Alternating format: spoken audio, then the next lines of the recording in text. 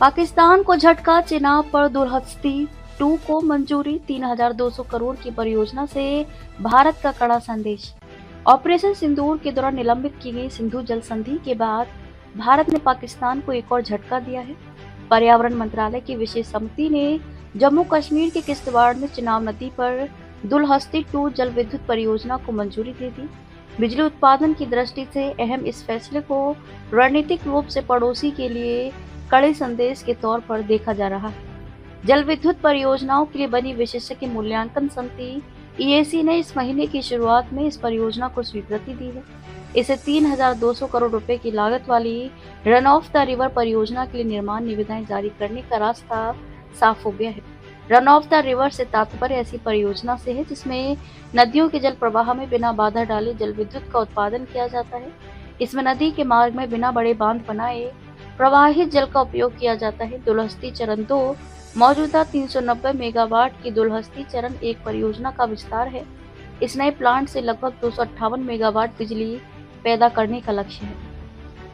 आतंकवाद और जल संसाधनों के मुद्दे पर कोई समझौता नहीं।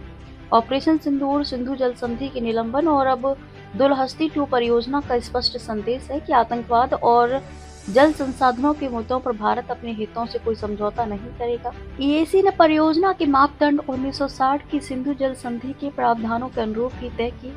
हालांकि समिति ने यह भी दर्ज किया कि सिंधु जल संधि 23 अप्रैल 2025 से प्रभावी रूप से निलंबित है। पाकिस्तान लंबे समय से चिनाब नदी पर भारत की किसी भी सक्रियता का विरोध करता रहा है।